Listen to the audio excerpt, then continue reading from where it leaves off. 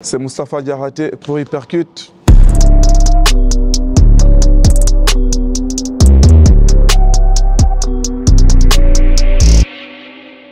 Merci Moustapha Diakhaté d'être aujourd'hui présent, d'avoir accepté notre invitation ici au Venom Training Camp. Comment tu vas? Avec plaisir, je vais très bien et toi? Ça va, merci beaucoup.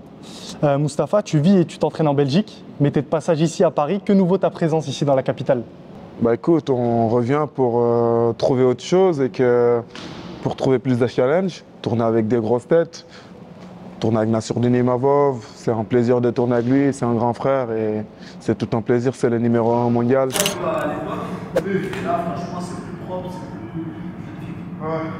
Plus surpris, stabilité, c'est 3, c'est moins bouillon, c'est tout bouillon. C'est lui hein. En quelques mois de travail, je veux dire, sur les pantoufles. Imagine-toi dans un monde. Aïe aïe aïe. Le 13 septembre prochain, tu combattras en main event à l'Adidas Arena pour la ceinture light heavyweight face à Paula Béguin. Comment tu te sens à l'approche de ce rendez-vous? Je me sens très bien, c'est comme tous mes autres combats et moi j'ai pas l'habitude d'avoir de la pression avant les fights ou pas. C'est que je fais ce que j'ai à faire, je m'entraîne bien, je me prépare comme il faut, hein, tu vois, à 100% et let's go, on va aller chercher cette ceinture, ça m'appartient, ça n'appartient à personne d'autre. Et là, je pense que c'est le moment d'affronter quelqu'un qui a beaucoup plus d'expérience que moi parce qu'il a 11 combats professionnels, moi je suis qu'à 4 combats professionnels. Je vais venir vraiment confirmer ma statue que je suis le meilleur lourd léger que la France n'a jamais connu. Tout ce que je peux te dire que je vais taper encore très fort, c'est qu'il prend une patate. Ça va être dur et je sais qu'il va essayer de courir à gauche, à droite, cavaler, mais avec moi ça n'a pas fonctionné, donc vaut mieux qu'il fait ses 200 mètres, ses 100 mètres, soit prêt de courir un peu partout parce qu'une patate qui touche, je pense que ça va lui coûter le combat. Et justement, cette ceinture à l'ARES, elle représente quoi pour toi? Est-ce que c'est juste un palier, c'est juste une étape supplémentaire ou c'est vraiment une réussite si tu l'as autour de la taille? La ceinture, c'est venu et on va le prendre et c'est une réussite, mais c'est un palier qu'il faut franchir pour aller toquer d'autres portes. 2021, tu fais ton premier combat amateur, 2024, premier combat professionnel et 2025, tu combats déjà pour une ceinture mondiale. Est-ce que tu n'as pas l'impression que ça va peut-être un peu trop vite? Enfin, moi, je pense que c'est les chiffres, c'est ce que vous voyez, mais il y a énormément de travail derrière. C'est que ça fait des années, ça fait 8 ans que je suis dans les sports de combat. J'ai commencé par le grappling, jiu-jitsu brésilien. Du coup, ça fait 8 ans que je suis dans les sports de combat. Il y a les médias, c'est bien, les réseaux sociaux, c'est bien. Mais moi, je suis conscient que je dois évoluer, je dois encore faire beaucoup de choses dans ce sport. Et je vais le prouver le 13 que voilà, je suis là pour du vrai. Comment tu définirais ton style de combattant? En 4 combats professionnels, c'est 4 finishes, dont 3 au premier round. Est-ce qu'on peut dire que tu as le KO power?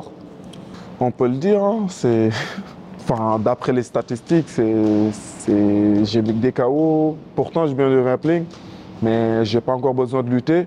Et le 13, on verra. On verra si on pourra voir une autre facette de moi. C'est là. Oui. Oui. Toucher à devant. Oui. Tu restes bien. Oui. Voilà. Oui.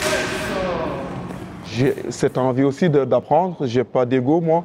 C'est qu'à chaque fois que je rencontre des difficultés, le prochain entraînement, j'essaie de surmonter ces difficultés, en fait. Et c'est ça qui fait que je progresse très vite. Même à mon premier combat pro, ma boxe n'était pas ouf, mais voilà, j'ai un peu de temps, j'ai évolué très vite et vous allez être surpris de me voir sur plusieurs rounds. Moustapha, juste un petit mot. Tu sens que tu évolues là au PAO avec l'explosivité? Avec un coach comme ça, comment ne pas évoluer? Hein?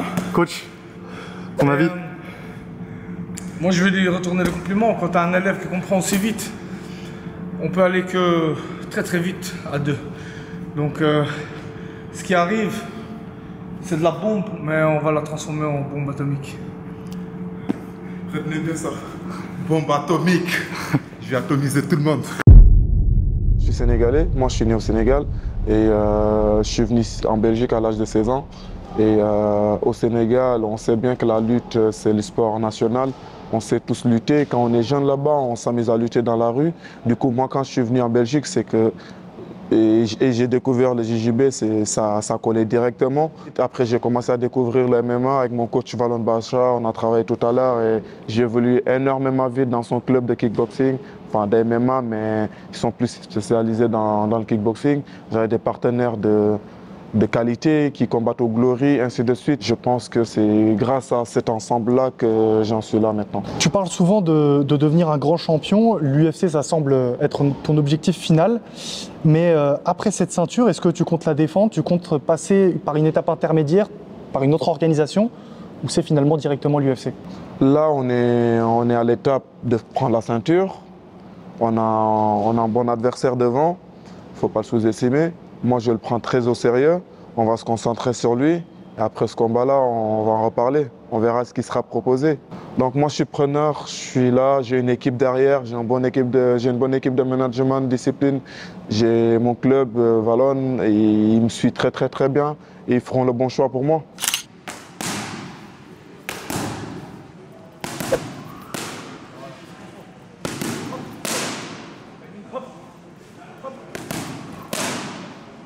Un mot sur l'évolution de Moustapha, notamment en striking qu'on vient de voir sur les PAO. Vous avez bien vu les gars, quand ça touche, ça fait mouche. Moi j'ai vu ça de mes propres yeux dès son premier combat jusqu'à aujourd'hui. Et donc l'évolution elle est là et vous allez le voir. Vous combattez vous deux en septembre. J'imagine qu'il y a du soutien réciproque. Exactement. On se suit partout où je vais, il est là. Et partout où il va, je suis là. Donc Inch'Allah, la victoire pour nous deux. La famille va chercher la victoire. Méchant. On sera les hommes de septembre. Je veux te parler de ton passage à Paris. Tu t'es entraîné ici au Venom Training Camp avec énormément de combattants de qualité. Comment est-ce que ça s'est passé cette connexion et comment tu t'es senti face à eux? Écoute, c'est vraiment le très haut niveau. J'ai la chance de m'entraîner avec Nassourdine Imavov, qui est un gars super cool, qui est un bon gars en moi. Et il apprécie bien la personne, l'athlète que je suis. Donc ça a très très bien collé et je pense que je vais quand même revenir et on va encore travailler plus ensemble pour apprendre plus de choses. Je me suis entraîné avec Mathieu Leto, Diclo, le champion d'Hexagone. On s'est entraîné en super gars moi aussi. On s'est entraîné plusieurs fois auparavant. Je me suis entraîné aussi avec pas mal de gens de l'équipe de Nicolas Haute et tout, qui m'ont très bien accueilli, qui m'ont toujours très bien accueilli. C'est un plaisir. Est-ce qu'il y en a un, pas forcément avec qui tu as tourné, mais qui t'a impressionné plus qu'un autre? Nassourdine Imavov. Son niveau, il est exceptionnel. Ça se voit que c'est le meilleur combattant français actuel. Et je pense qu'il est beaucoup loin devant le reste. Je voulais parler de ta notoriété. Il y a quelques mois, je me souviens, tu étais à moins de 5000 abonnés sur Instagram. Ouais. Aujourd'hui, tu dépasses les 50 000 et les 150 000 même sur TikTok.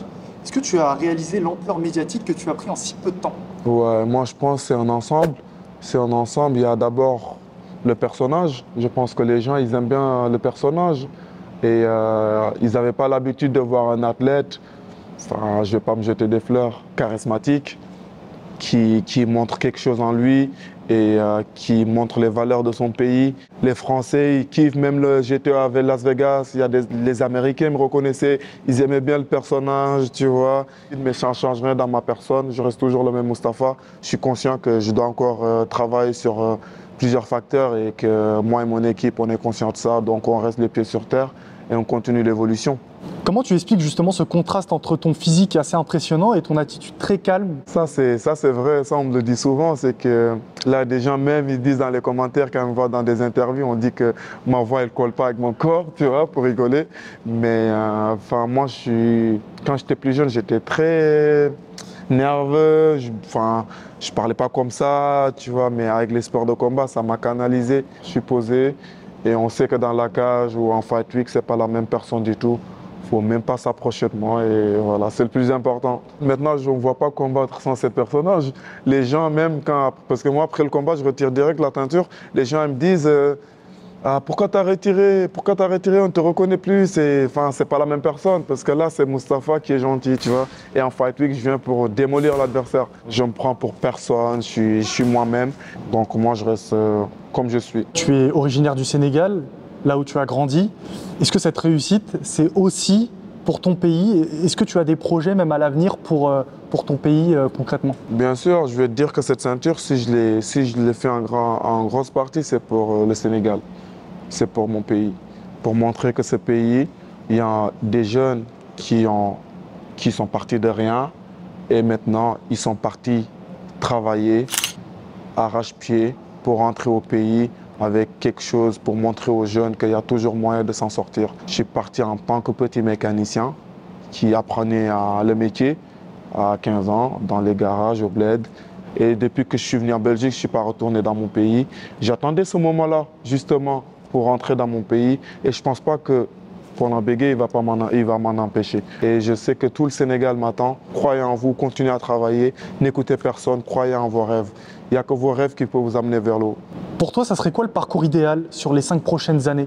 Les 5 prochaines années, être le combattant, un combattant légendaire. Moi, je vise être champion d'UFC. D'ici moins de 5 ans, vous allez vous souvenir de ce nom, Moustapha Diakhaté. Si tu devais donner envie aux gens d'allumer leur télé le 13 septembre prochain, ou encore mieux de venir à l'Adidas Arena, qu'est-ce que tu pourrais leur dire? Ils connaissent déjà le personnage, c'est qu'ils ne vont pas s'ennuyer et que tous les jours, je vous promets quelque chose, je le fais, c'est que ça va être un combat très explosif. Explosif, c'est-à-dire vous n'allez pas voir les coups venir. Même lui, il ne va pas voir les coups venir. Et je vais juste vous régaler, vous allez passer une bonne soirée, peut-être un peu court, mais vous allez vous régaler, vous allez voir du sang, vous allez voir un beau combat et après vous allez voir un nouveau champion et un champion qui va y rester très très longtemps. Merci Moustapha. Merci beaucoup, merci.